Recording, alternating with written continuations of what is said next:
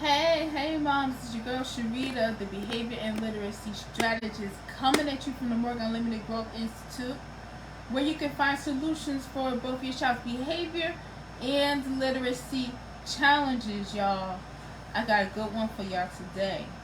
Come on in here. We need to talk about this. This is something that I feel very strongly about, and I know there's probably going to be some moms coming in saying that kids should be allowed to use calculators. Some kids are not as good at math as others, so they need a calculator. But let me tell you something. You know I go hard, okay? Hey, Miss Darnett. Hello, welcome. So this is something I'm talking about. Do not let our children use calculators. This is something that I'm very strict about when I do math and when I see. Before I was working with kids with my tutoring coaching program, my daughter knows, okay? She couldn't use a calculator. She had to do it herself, okay? So this is something that in my program right now, I do not allow my students, they don't use a calculator at all. And if I catch them using a calculator, it's a problem, okay? hey, love. So, first, before I explain to you why, okay, I'm going to try to keep this short, but I got a lot to say on this topic right here. But first, before I explain to you why we should never allow our children to use calculators, let me tell you a quick story, okay? I was taking the entrance exam into Rutgers University. So, you applying to college, you got to do an essay, you got to take that entrance exam, see where you at, right? We get to the math part. In my mind, my whole life, I was thinking and feeling like I'm not that good at math because language arts is my thing, y'all. It's my thing, okay? But I was always feeling like I'm not as good at math, so my confidence was not there. So it's time to do the test. I'm like, all right, I don't have a calculator, but I got my phone. And on my phone, then I had a calculator. It was one of them old phones, okay? It's my first phone that I got, okay? So I had a calculator. So they were like, they saw me and they said, you can't use phones. And I said, I'm just using it for my calculator, right? And they told me no, and they had to confiscate it, right? So I was sitting here like, oh my gosh, how am I going to do this? I'm looking around, everyone else has a calculator, and I have no calculator, and I have to do this entrance exam. I was sure I was going to fail. I was so scared and so nervous, okay? But what ended up happening was I didn't fail. I didn't do bad. I passed it. I survived, okay? I had to do everything by hand, every calculation on the test. And I was thinking and it was coming in, and some of the stuff was like, I'm not sure if this is how we're supposed to do it. I'm not sure if this is right, but let me go ahead and do it, right? I survived, okay? Now, I want to make this point. In schools, they allow our children to use calculators. And how do I know this? Because my daughter and my students tell me this all the time. When in school we use a calculator, but my teacher let me use a calculator. I said, I'm not in your school, okay? I'm not using no calculators in here, right? So, a calculator is for kids who don't know how to do basic math. Tell yourself that. A calculator is for a kid who cannot do the math. Okay? Now I know when we were younger, with us, we use calculators, we know how to do math, but we're using the calculators real quick because we want to do it quickly and everything. Now, it's now something that's so commonplace in schools that anybody can use the calculator to do even the smallest, easiest things. And we have to get our kids out of that habit. And we have to make sure that our kids are learning how to do actual math at home. Because in school, if everybody can use a calculator, then our kids are not ever trying to think and figure math out. That's not good.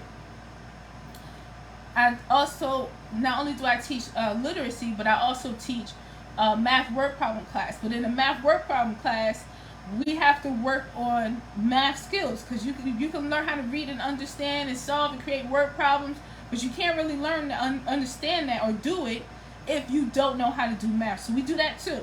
All right? Now I'm going to tell you the reasons why you should not allow your children to use calculators. Not only should you not allow your children to use calculators, you should be having them do math on a regular basis and practice math on their own. Okay? Number one, I already told you, calculators are for kids who don't know how to do math. Tell yourself that. A calculator is not necessary. It's for kids who don't know how to do it. So they just assume that everybody's going to struggle, so here you go. Okay? The second reason why you want your child to do math without using a calculator is because they develop a greater understanding of about how numbers work. Okay? I have my students do math in front of me, and I have them explain to me step by step. What do you do next? Then I did this, then I did this, then I did this, then I did this, then I did this, then I did this. They are understanding how numbers work, and they also are catching their own mistakes during that. That's another one. That's a bonus. I just throw that in. Okay? Next, kids can complete problems faster. Homework won't take as long if they are used to doing the problems themselves. Okay?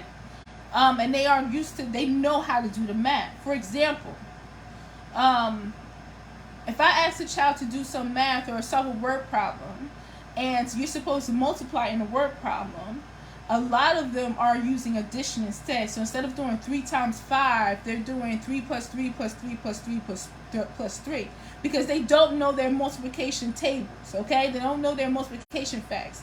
This is not okay. Just because they have a calculator, they could just do 3 times 5 in a calculator. That's not what they should be doing. We should make sure that they know their multiplication facts. We should make sure that they know how to add and subtract simple numbers without using their fingers. Okay? So if I see a student using their fingers, I know we got to work on those addition and subtraction facts. They got to know them, and they got to be fast with them to a point where when I say know them, and also multiplication, they don't have to think and figure it out. They just know them. 5 plus 3, 8. 7 plus 3, 10. 5 plus 6, 11. Okay? They should just know them. But if they use calculators all the time and they rely on calculators, they're not even going to try to know this math. Okay? So if they're not trying to know it because they could just use a calculator, then they're not going to develop a greater understanding of how numbers work, and they're also not going to be able to complete problems faster. They're going to get stuck, and they're going to get frustrated, and they're going to give up. And that's something we definitely don't want for our kids. Okay? And sometimes my students have told me, they say, well, Ms. Sharita, they'll say, well, Ms. Sharita, in school, I could just use a calculator.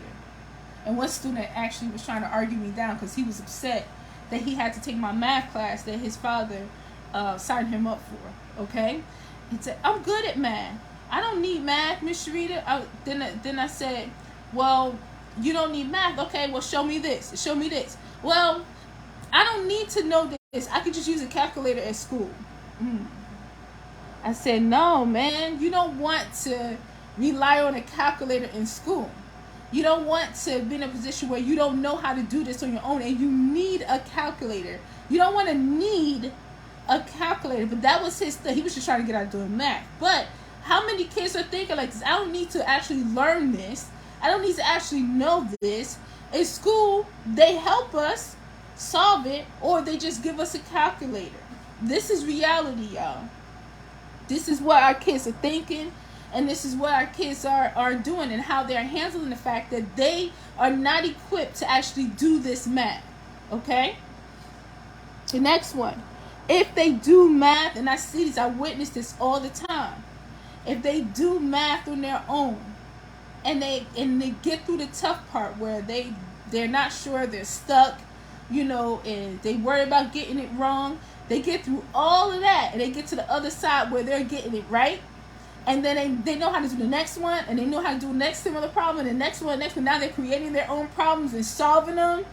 They now develop confidence around math.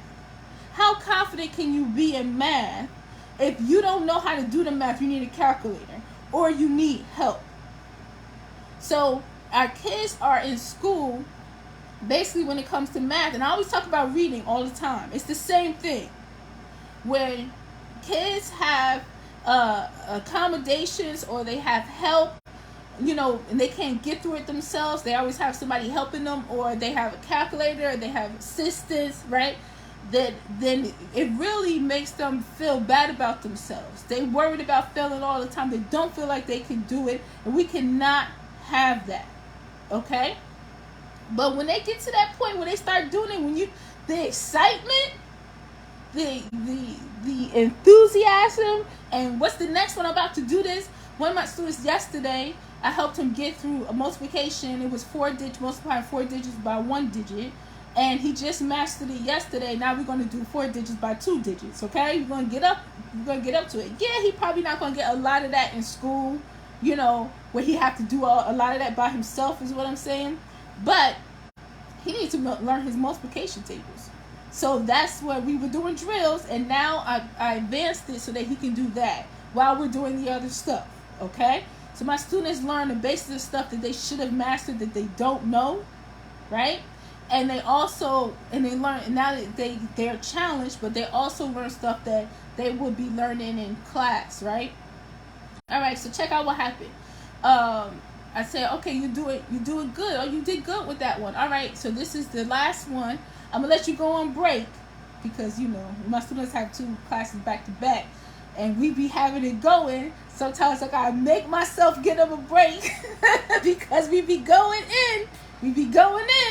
I'm like, how I could do this all day, so let you take a break, and then when you come back, we'll see if you got that, if you can solve that problem, right? Like you did the other one. He's like, I'll just do it now, Miss Sharita. I was like, okay then. Then I stepped back. He did it, and he got it right. So that's what we call, when we talk about the self-party, when kids start having self-motivation, self-discipline, self-control, self-awareness, self-accountability. He was like, Miss Sharita, I'll just do it now. He wanted to get it. He was excited about getting the next problem, completing it, so that he can, know that he got it right, or if he did make a mistake, fix it and get it right before he went on break. He decided that. And my students do the same thing when it comes to reading. When they reading and stuff, and I'm like, all right, we're gonna stop right here and take a break. Well, let me just read this last sentence, because success feels good. If our children are fighting us when it comes to math and they don't want to do it, it's just because they feel uncomfortable, they scared of getting it wrong, and they don't have a solution, and they feel like they're going to be stuck in that predicament. But you get them out of that predicament, they do great. So let me go from the top. Why you shouldn't let your child use a calculator. Number 1, calculators are, and we're going to have this new mindset. Calculators are for kids who cannot do math on their own.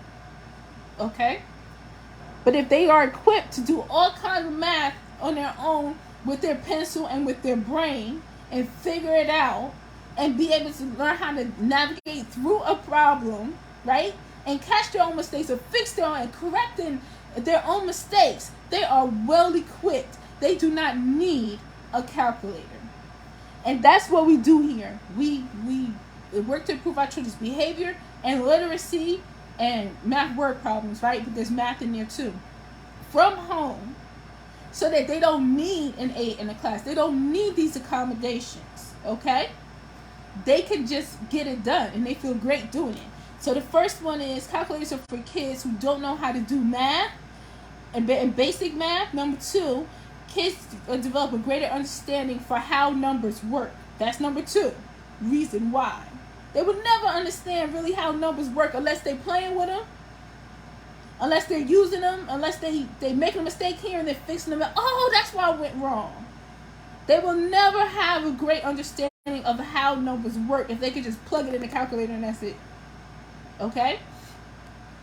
They complete problems faster. Okay?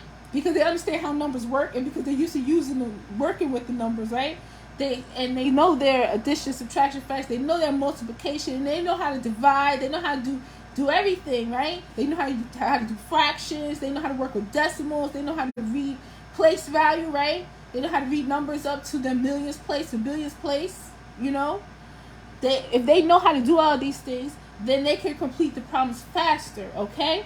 And then that brings us to the next benefit or reason why you should not let your child use a calculator is when they're able to do all of that, they develop greater confidence in math.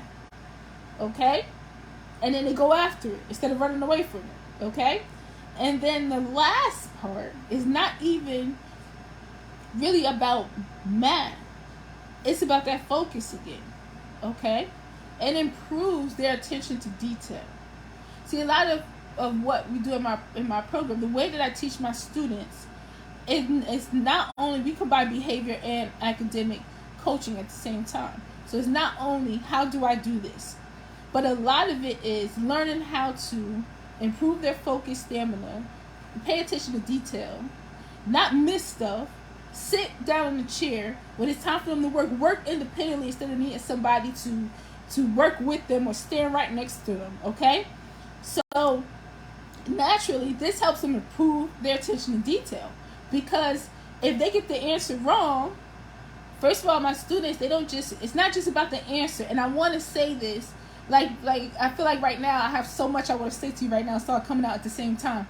But I want to say this, when our kids do math, it's not about if they do it correctly. It's not about getting the right answer. And that's what kids be worried about, and that's what they focus on in the beginning.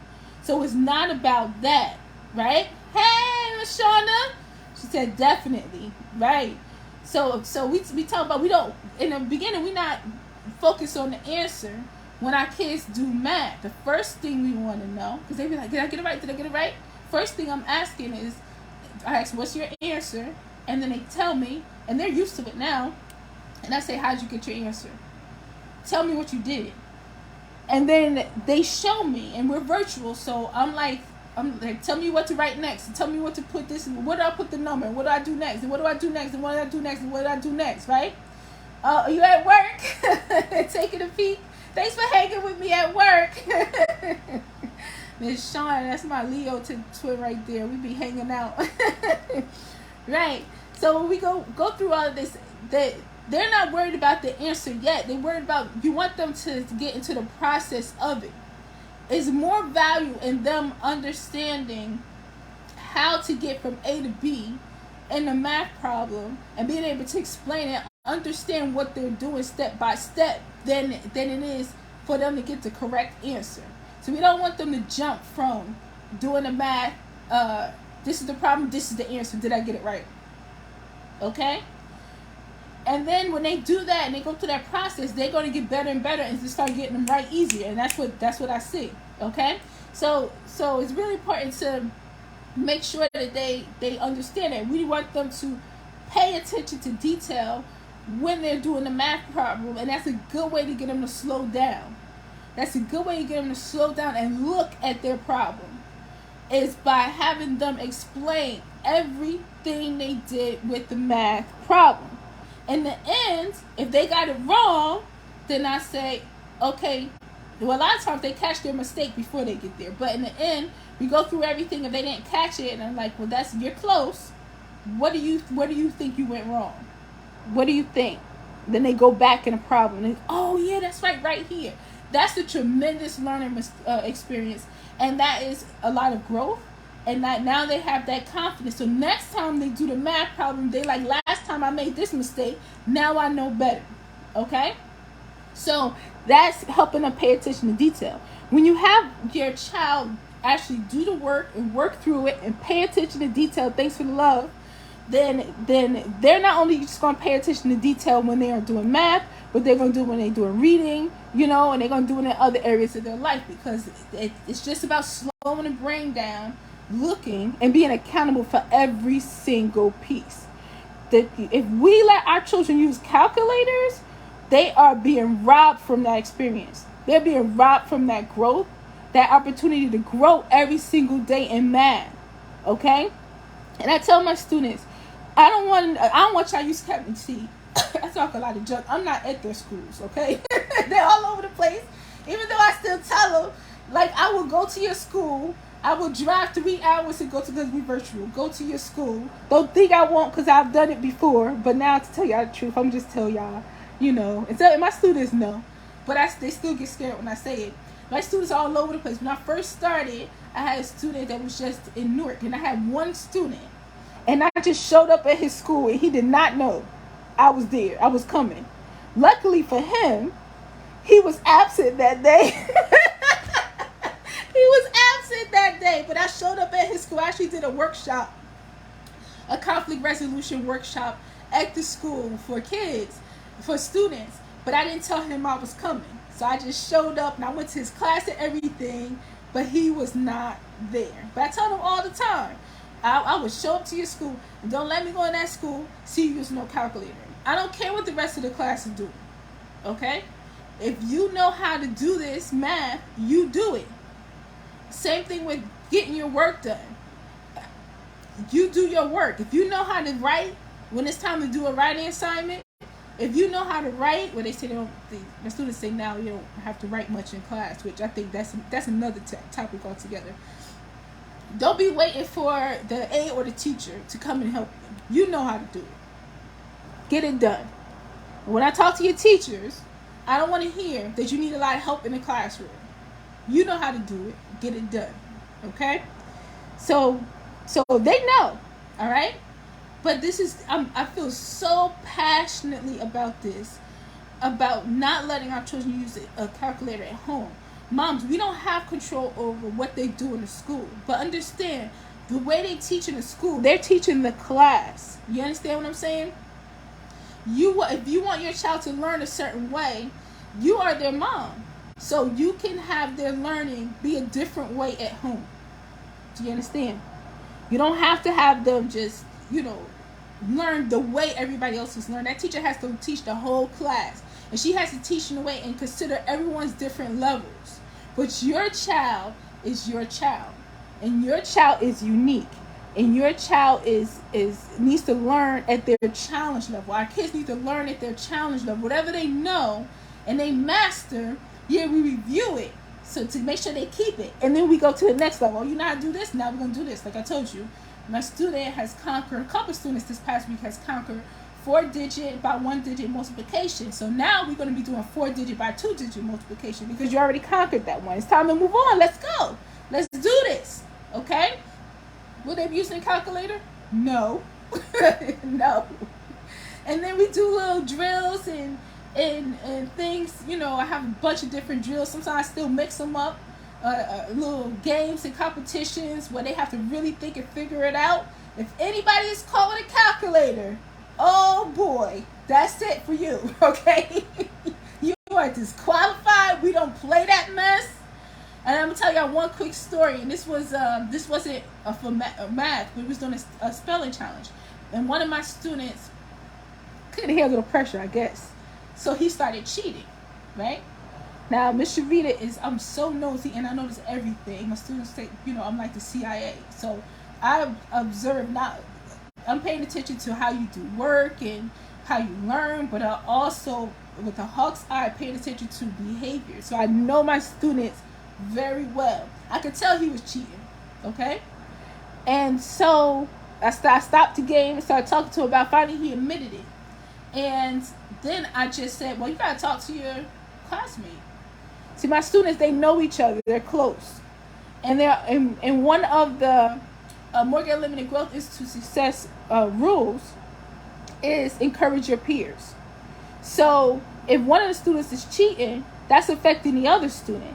And they talk to each other, okay? And they give advice. I said, you got to talk to him. So I muted myself and I turned off the camera so they could have some privacy. And, it's just about the adults' eyes not being on the kids all the time, making sure that they do what they need to do so that they learn how to function independently. So it's different if I'm there talking to them and telling them what to talk to each other. Now tell him how you feel. Now tell him what you think and tell him why and all this other stuff. So I did that. I could still hear him, see him, right? But I was quiet behind the scenes. And he apologized to him. And he was like, yeah, man, if it get hard and everything, I know it get hard and everything, but don't cheat. It's not going to help you, bro. It's not going to help you. They in middle school. It's not going to help you, bro. Just do your best, all right? Don't cheat, Then they pieced that up, and then we went on with the game. Now, he lost his game. He lost all his points, plus it took away 2 extra points because we don't play that. But they worked it out amongst themselves. They are accountable to each other, and they encourage each other, okay? So I just wanted to say that little piece because we're talking about calculators and cheating. All right. So, like I said, do not let your child use a calculator at home. No matter how much they cry, no matter how much they say they can't do it, no matter how much they say, but they let us use it in school. You are your child's mom, and if you want your child to get good in math, they got to put that crutch down. That's a crutch. And they have to develop a relationship with the numbers and the strategies and the steps in these math problems. So a lot of kids be trying to run away from the steps. They have to develop a relationship with math one-on-one. They don't need us being in the middle helping them. They don't need the aide at school helping them, and they don't need teacher helping them, and they really don't need a calculator helping them during this process, because then they're going to get further away from it and take it easy and not go hard at it. We can coach them, but they have to do it themselves first. That's how we do things here. All right. I love y'all. I'm going to get ready for my next class coming up. Thank you so much for joining me.